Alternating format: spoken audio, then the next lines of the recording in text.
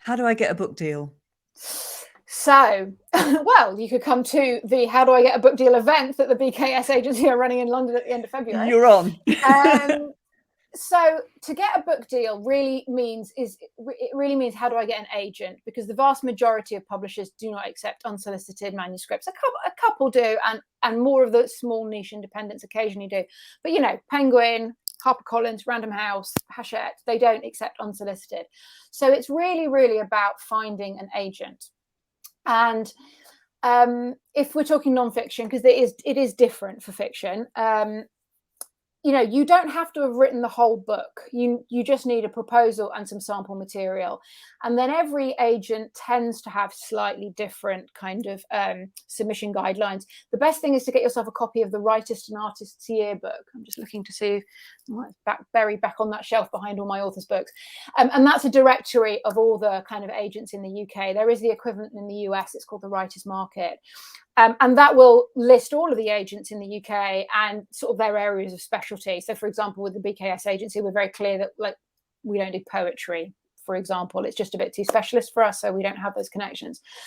And then it's about putting together a really great pitch to get yourself the agent. And then the agent is going to, I like people to come to me kind of with a fully formed idea or a kind of a real sense of conviction about what they want to do, but that's also open for us to have a conversation so that we can help shape it, that I can bring my knowledge and expertise to the table, so that when I come to send it out, that I know that, okay, I know 20 editors in London that I can send this to that I think are gonna like that.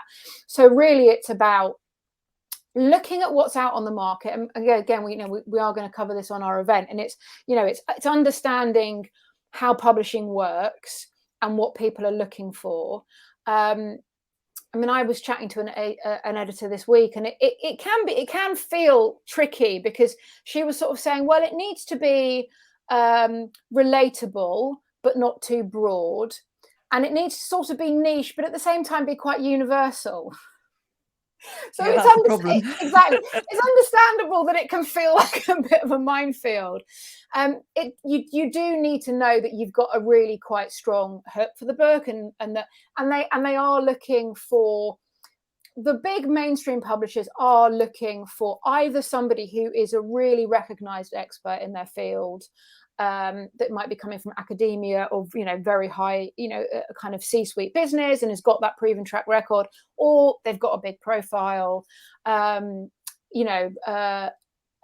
if they marry the two, we've seen some really big bestsellers. For example, TikTok is now the platform, and there are lots of, and I think TikTok's actually a very interesting platform that I suspect lots of people are kind of disregarding as being just about cat videos, but actually educational content on TikTok is going massive. And there have been some books published recently from therapists, for example, that have come through because they've got a very big TikTok following.